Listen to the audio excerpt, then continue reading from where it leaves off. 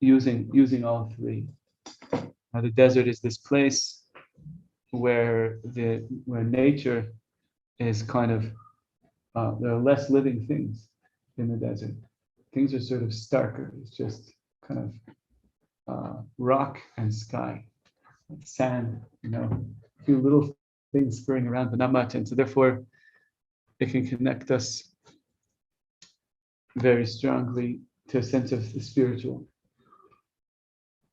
How great it is to get away to the desert, how great it is to see the stars. And we spoke about water representing the deepest kind of goodness, and fire representing the kind of excitement of Torah and the seriousness of Torah, and the chiyuv of Torah, the fact that it is obligatory. And this is something we're going to be exploring a lot. It's something we touched on a little bit just now about Purim. Looks like it's streaming. Excellent. Okay. So this is going to be one of the big themes of today's learning, is that on the one hand we have free choice. On the other hand, the Torah is not really optional. And so it's mamish a complex, and it's something that I feel also as a parent. I think many of us who are parents have felt. Of course, we want you to choose, but we want you to choose what's right, and there's a tension over there, and when, just like we were speaking about in terms of Purim, when the child knows in the deepest way that they're loved and wanted, this really paves the way the most deeply for them to really align themselves. Of today's learning is that on the one hand we have free choice. That's me. We're on YouTube with a delay. This is a full party going on. They're getting beamed.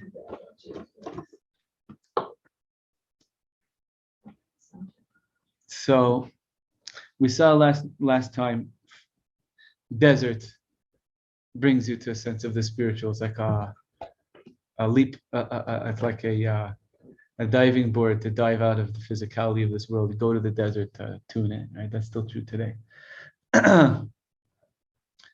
Water represents goodness, all the goodness in the world. We're davening for rain now, all the watermelons, all the kiwis, all the, I just say it again, wow, I'm tired. All of the green mushy things that I love. What? The grow on trees? Grapes? No. What? No, big ones. Guava. And you put it in salad. Guacamole. What is that made out of? Avocados. Right? They're coming down right now. The avocados are coming down with the rains. As if the mamish really down for rain, and Eretz Yisrael is so amazing in that way. You don't have like Great Lakes or rivers, or you have a little yardain, but we mamish need. Water is the goodness, and Torah.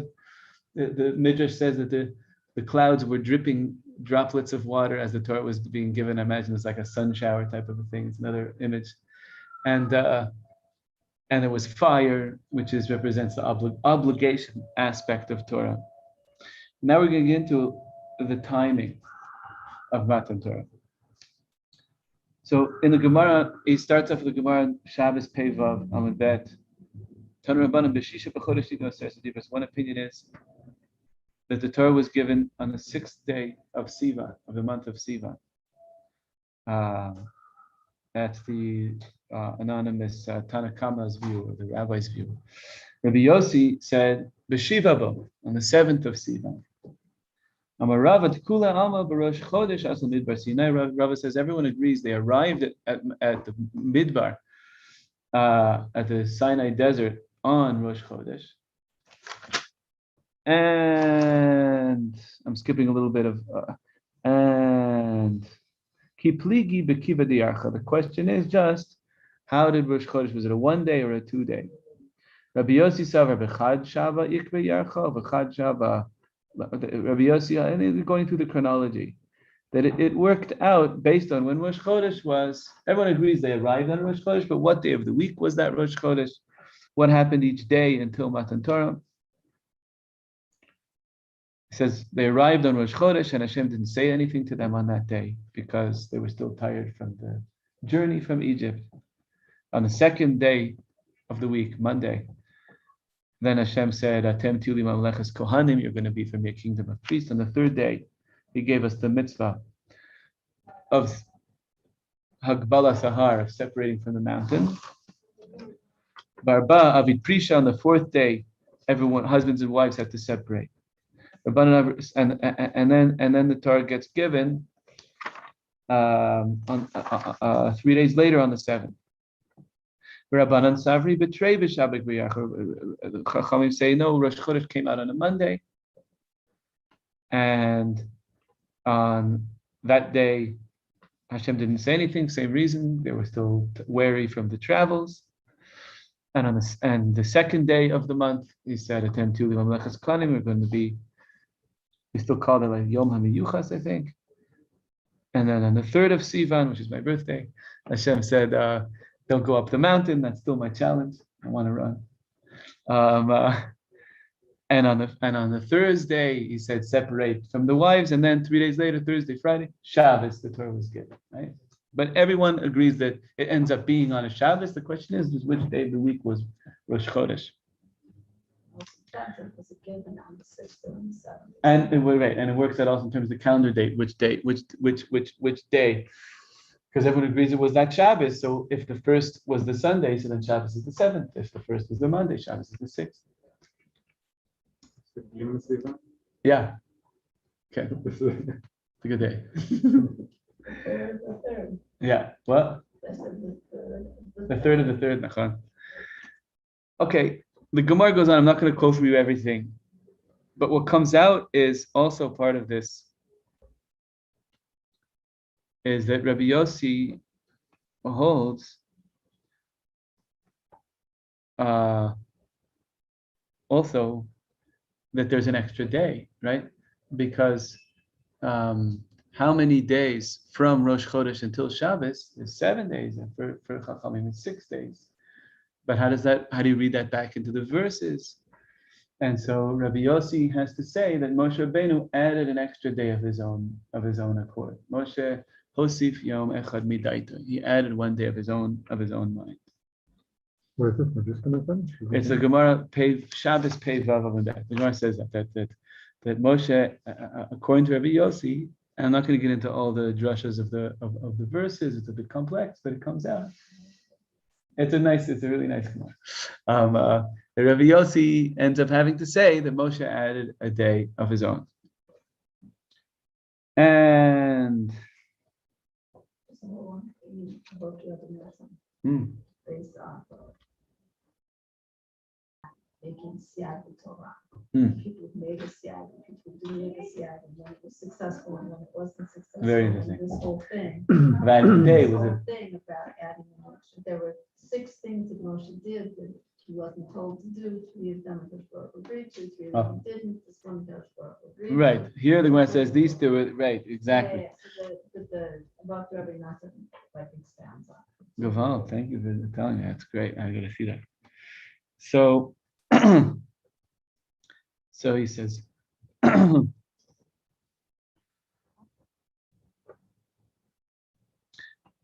these 3 things that Hashem agreed to with Moshe, he says they're not the same as other times where Chachamim, let's say, looked at a verse and made a drasha.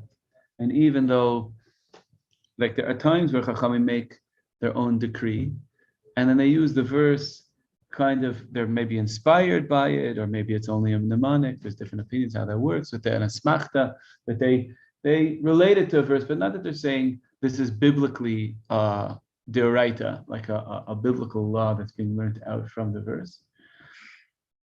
But he says that even when they do learn out a biblical law from a verse, it's still not the same level like when Hashem said to Moshe, I agree with you here, right? It's very interesting Maharal. So there's like a level, there's the plain meaning of the verse, that's the highest. Then there's Moshe, pretty much I think the only person who darshaned a verse and Hashem literally says yes, like he schemed HaKadosh Baruch Hu in Moshe. And then there's another level, still biblical, where the rabbis learn out something from a verse, and it becomes it's a biblical mitzvah. That's the understanding of the verse, but they don't have a heavenly hechsher, like a divine thing saying, yes, wow, you got it right. ההבדל גדול יש בין דבר זה לשאר דברים שהוציאו חכמים מן המדרש. כי שאר דברים שהוציאו חכמים כתובים נקראו דברי חכמים. לא שהם מדרבנן, רק שהם דברי תורה, כמו שאר דברים, אבל נקראו בשם סופרים. It's still called, this is just a very interesting thing in terms of, there's a big argument between Rambam and Ramban about this, like when the rabbis use the 13 midos of explaining verses, is their conclusion mamish biblical, or is it considered rabbinic? Is it one of the Tariag, etc., etc. But for the Maharal, he's saying it's biblical, but it's just still called something that the rabbis figured out. Like it's still called divrei sofrim, even though, but if it doesn't mean it's called a rabbinic law, it's still called a Torah law, but it's through that. It could be a very interesting explanation for some Rambams and whatever. Because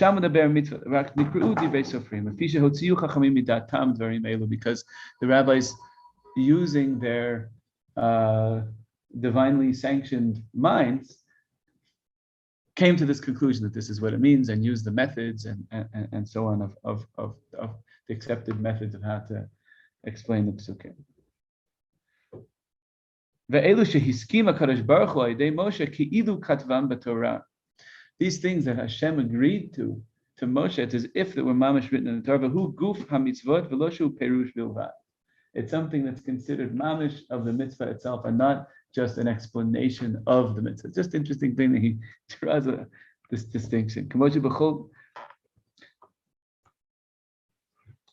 And he says, don't ask Imkain lama lo nitztaveh Moshe beferish, if all it does is reinstate it to being like a verse, so just make a verse, like eliminate the middleman. If the point is to get back to being like a verse, and that's what you get from this, so just make it a verse, right? Al yikshe lecha imkain lama lo nitztaveh Moshe beferish al zeh k'mo shenitztaveh b'shar mitzvot, ki davar zeh lo kasha, ki hefresh yesh ben hadvarim. There is still a difference between things that are explicitly in the Torah and the things that Hashem agreed to Moshe. The other things came by way of a command from on high. And that's it. Tzivui.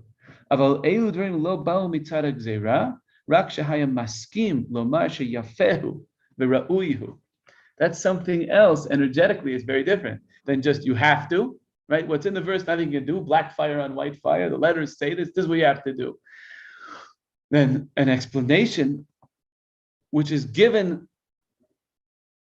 a status like a verse, but it's not something that I told you have to. It's something that, in a way, it's like Hashem was waiting for Moshe to get it, so he could agree, so it wouldn't be exactly tzivui. It's something that you reached on your own, and then it gets the status of a verse without having the heaviness of being forced upon, right? Very interesting thing.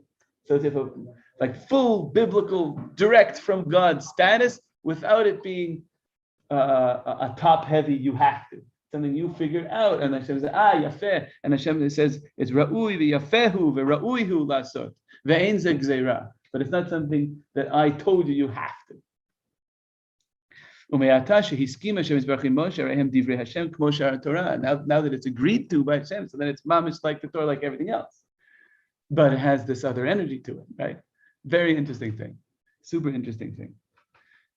So Matan Torah has this aspect to it. Super interesting, right? And the whole Torah was given on that day that was added, according to Rabbi Yossi, on that next day, right? We see that Hashem agreed to him because the Torah actually got given on that day, right? Incredible. What? Could have given. Yeah, he could have seen. Yeah, he said, "Oh, it's a nice idea to add that day, but the fire and lightning start. Oh, Moshe would realize he'd run up there. It's like I thought maybe another day would be a good idea. That didn't happen, right? Hashem was masking. He said, "Yafeh." He's right. Yafehu vera'uihu lasod. And he says, this idea of Rabbi Yossi's, he says it's alpi kabbalasam v'chochmasam shehosif yom echad midata. This is something that, and this is an interesting mystery in the whole Torah Sheba'al Peh. How much of it exactly is a Kabbalah, meaning something that you received from previous generations? How much of it is something that you innovated and understood? It's a question. How Torah Sheba'al Peh? It's made of both elements. What exactly is what, and where's the line between the two? It's a great thing about what the Torah is and what its greatness is. He says, we've already learned that the days were going up level upon level until the 50th day. Tons of Torah about this, the 50th day.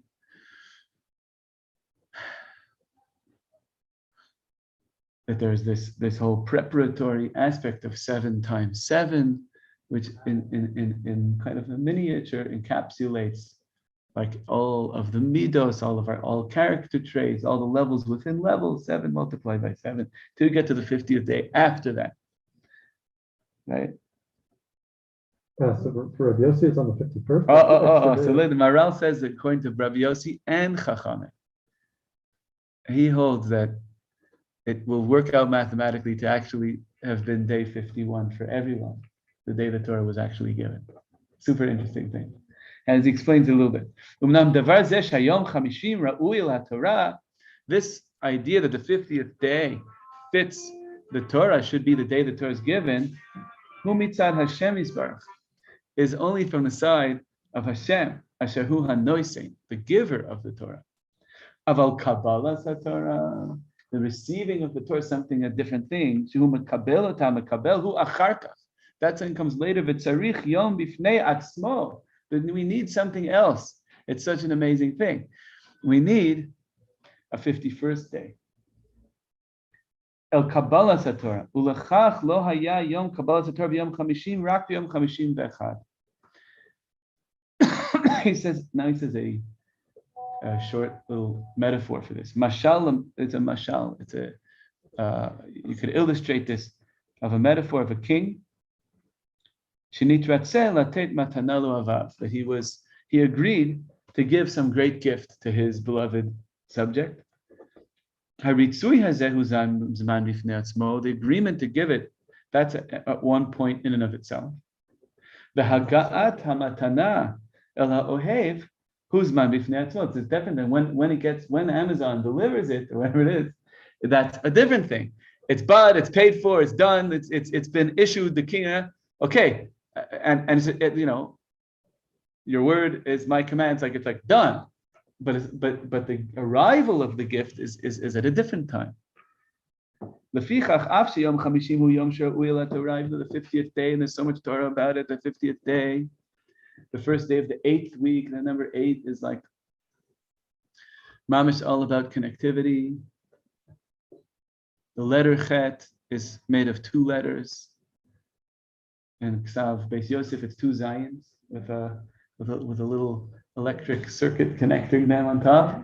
And Ksav Ari, it's a Vav and a Zion, which is also representing male and female, it's connector. And a Chuppah, if you look at it from the side, it looks like a Chet. The Chet is so the Zion, the 7 times 7, Maharal says elsewhere that it represents completeness because there are 6 directions in a cube. And then the 7th is the essence that's at the center point of the cube, it's like Shabbos. But it's still just being at peace, like within yourself. 8 is the relating beyond, like the equilibrium of a cube. Like so, the 8th is so gewalt. It's also halachically illustrated. This is all me, not Maharal. This is halachically illustrated in the difference between Shabbos candles and Hanukkah candles. The Shabbos candles, you want to be the best oils and wicks, and it has to be halachically, because if you would try to fix the candle on Shabbos, you'd be breaking Shabbos. So you have to use the best. And on Hanukkah, anything is kosher. Okay, if you want to do it beautifully, you use olive oil and the best. But it's completely kosher. There's nothing wrong if you light the Hanukkah candles. I have a friend in Montreal, one of my great teachers actually. Every Hanukkah, he takes a mamish from his dirtiest mop in his house. He cuts off some of the, it's like an old style mop. There's like a bunch of coily strings that looks like a Medusa head, kind of like an old one of the, not a squeegee like they have in Eretz Yisrael, like a mop. And he cuts off from it, and it's all dirty and gross. And he twines it up and uses them as wicks for his menorah. Dafka, that from the lowest thing can come the light of. It's very beautiful, beautiful practice, and it actually works very well. Even though it's like coming from this Meshuggah mop, it actually shines very nicely. No. He puts it in his silver menorah and everything, but like it's these mop, But lav dafka for Shabbos. No, Shabbos, Shabbos that would probably be us. I don't know exactly, because it happens to actually burn quite well, but it's to illustrate. Yeah, it wouldn't be us. That would not be us. It's to illustrate. The point is that for Hanukkah, the connectivity, the eight, doesn't have to be perfect. And that's like the yofi of friendship, right? If you have one moment there, the spark gets across, it's done. Like we're connected forever. Like it doesn't have to be 7 for me to be at peace with myself. Do you need it? You want to have a certain kind of a shalom, a shleimut. But to connect another person is it could happen in the weirdest way, in the craziest way. It could happen in like sputtering, but it's there. And that's all. Really, in the end of the day, that's the minimum. Of course, you want it to be there in the nicest, but halachically. So, in any case, that's also related to number 50, which is this day where where we're ready and Hashem is ready, but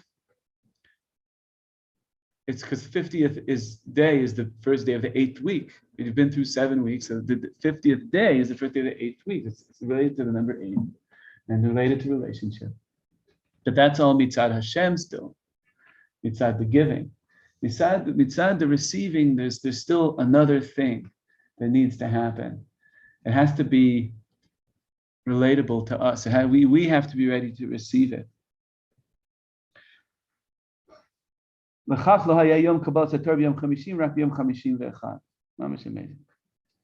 And he says that this is true. Don't think that this is only according to Rabbi Yossi, who says that the Torah is given on the 7th day of Sivan, and not according to the opinion that the Torah is given on the 6th. Even though according to the opinion the Torah is given on the 6th, but Kabbalah Torah b'yom nun aleph. The Kamar Hasam who Pesach Shusayim Haya b'yom hey, because Pesach was definitely on a Thursday, and there's something else the Magen Avram mentions in Shulchan Aruch sorry, I don't know what it is.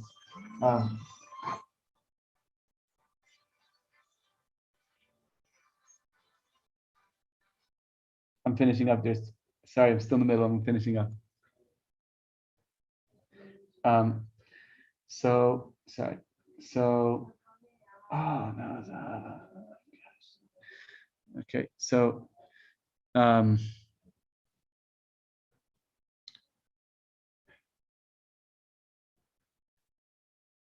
I messed up another. This person has been trying to learn.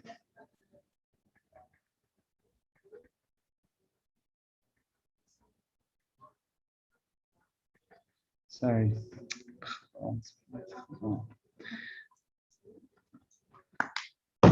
Okay, so he says if you go and calculate from a Thursday to a Shabbos 7 weeks later, if you just do the math, it's 51 days. There's like it definitely was, what day Rosh Chodesh was, you can argue about it, whether that required Moshe adding another day or not, fine. But it still actually, be'emes, comes out to having been on the 51st day. It's not just an amazing thing. Leficha kama sham de'iyar dehahu shasa ibruhu v'arei ben Rabbi Yossi ben Rabbanan ha'initzvitz Rabbi Yom Nun Aleph. V'zek mo shamarnu ki kabbalah satar b'fnei atzma. That's how, in order to end up it being on a Shabbos, okay, you end up having to have 2 days Rosh Chodesh for ER. I don't do the math too much. I'm not in it right now.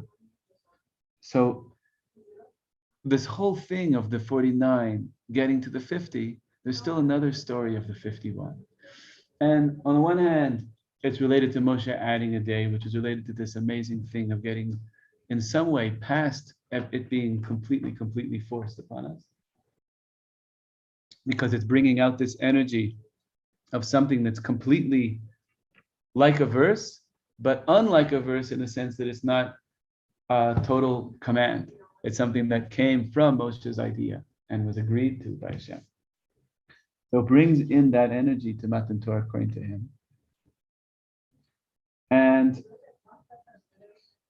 he says, he ends off the chapter with something incredibly fascinating. Umnam, and it relates, I think, very much to what he didn't exactly relate it back to everything he spoke about before, but I think it relates tremendously. I think maybe it's what he means. Umam nashe shoalim bnei adam. People ask, Ki'im Chag HaShavuot b'shvius natamanu haTorah. This is a famous question. If Shavuos is given to us because it's the day the Torah was given, why in the Torah does it never mention that? We have it in our Sidders, Man Matan Toratenu, but if you look in the Chumash, Lama Chatav v'Yom HaBikurim Bakriv Chamin Chachadasha, or it's called Atzeret, it's called Yom, but it's never called in the Chumash Yom Matan Toratenu. Never says that in the Chumash. If the essence is really about Torah, Ikar Chaser Minan Sefer, like literally, why isn't Matan Torah mentioned in the Torah? The Giants is that it was the day it was given, but it wasn't the day it was received. So that's one answer. So, but his answer is in a certain way even more fascinating than that. He says, Hashem made holidays for times that are the joy of Am Yisrael. Asher zachu el hatov, and we got goodness. Like on Pesach, we went from being slaves to being free. And on Sukkot, because Hashem put us in the Sukkah. And on Yom Kippur, we get this kapara. All of these are obvious benefits. Freedom, ananei kavod, like Hashem taking care of us in the desert. Being atoned on Yom Kippur. Uvachag HaShavuos, but on Shavuos, we don't have that, right? Why? On Shavuos, HaTorah Shnitno B'Torah V'Hashem Yisbarach V'Hi L'Ol Al Yisrael, because the Torah is a yoke. It's stuff we have to do. It's an unbelievable thing that he says this. All the other nations in the world didn't want it. Like, leave me alone, you know? What, I have to keep kosher? Come on, you know? It's limiting, it's forcing. Unbelievable Maharal. We say it, that's because we received it of our own accord, and maybe that's maybe the same with 51. We wanted it, we received it. Hashem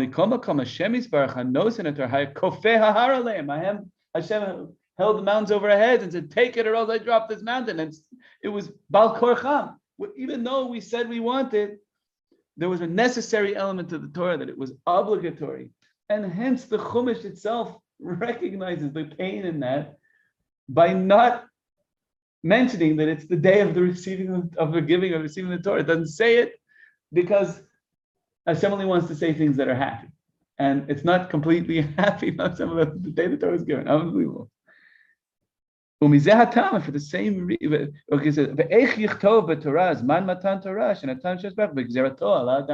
how can it say commemorate the day that I forced you to take this thing? It's like something inappropriate. That's unbelievable, Maharal. I was like, my eyes popped out of my head when I saw it. And he relates it to another famous question. Why doesn't it have Rosh Hashanah? Why doesn't the Torah say this is the day you're being judged? I mean, it's so huge. It's so huge. This is like the Yom Hadin and everyone's Gewalt, Zoichelim, the Royadim, and Mipnei Yom Adin, we're all like shaking and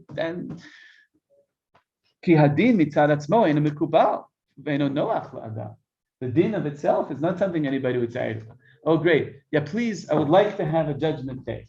No one wants that. It's unbelievable. L'chach lo tala moed bazeh.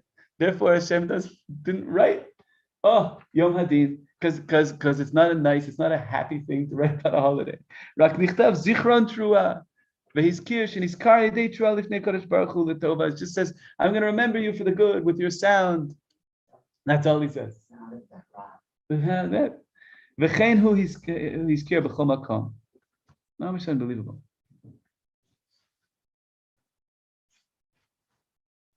So we're going to see in later weeks more about this. We're getting close to chapter 32, which is an incredible chapter. We're just finishing chapter 27. Chapter 32 is where he really talks about why does Torah have to be so obligatory? Why can't it just be suggestion? But it really has to be obligatory. But that obligatoriness of it really has attention to it, to the point where Hashem doesn't call it the day of Matan Torah in the Chumash. And there's this necessity. Sorry, there's this necessity of receiving it. I have to just turn off the phone for a second. Almost done. There's this necessity of receiving it. Of receiving it. That on a day later than actually the day that we celebrate, we count 49 days, and on the 50th day is the day. Celebrate the day that it was given. Right. We do not celebrate the day that we received. Right. It's super interesting because the essence really is the day where Hashem was ready to give it. And even though Moshe adding a day was right, and the Torah is given the next day, according to Yossi, or even according to Chachamim, it's still given not on the 50th day, but the 51st day. It's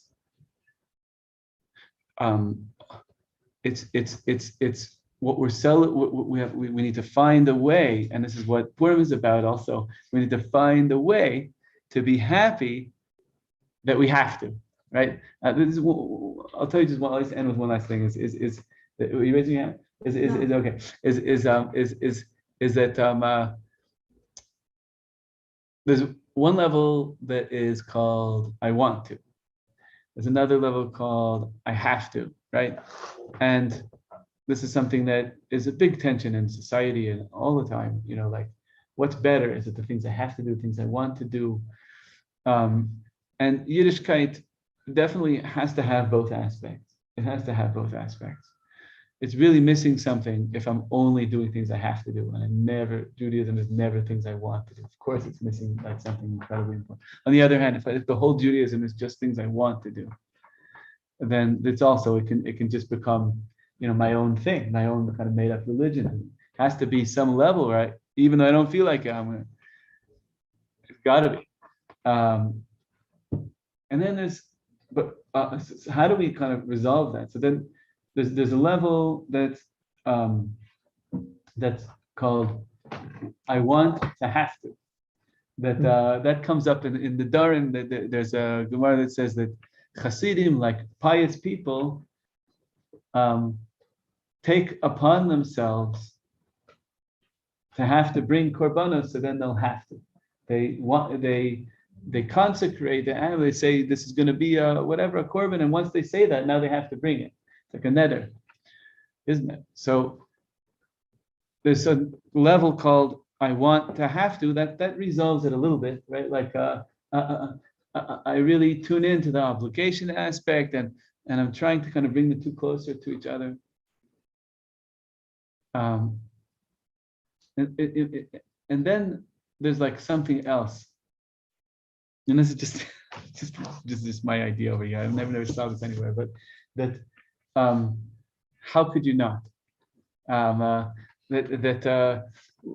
Where to me that's what Purim is about. I keep coming back to Purim. So that the Megillah. How could you not listen to the story of how Hashem is in the world. And how can we not listen to each other's stories? How could you not? How could you miss a word? How could you not send gifts to your friends and just let them know you're thinking of it? How can you not take care of the poor? How can you not celebrate being alive? Mishte v'simcha. To my mind, that's where this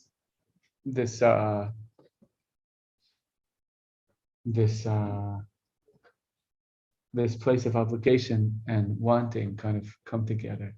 How could you not?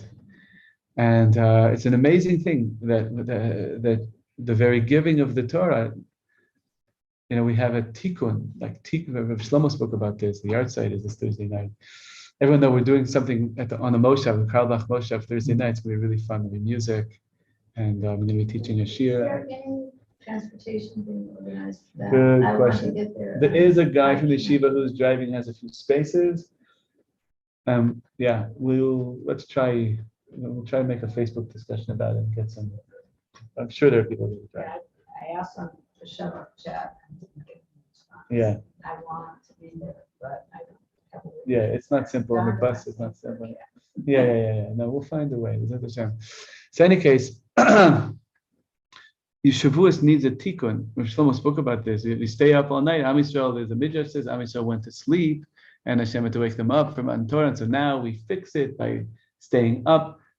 This is still not completely resolved. This aspect, Hashem's giving it, forcing it. We're saying we want it, but do we really want it? Have we gotten to that place of how could you not? Has it hit home that it's really for our benefit? Are we still stuck feeling we're being forced into something? It's not simple. And I just found this especially that last little bit from the Maharal about how that the Torah itself doesn't call it Yom Matan Toratenu, to be very affirming of this tension. Really an amazing thing. That Hashem should be zeicha to really receive it and to want it and to get to that place. How could you not? Of course, how could you not? That Hashem. Yafi.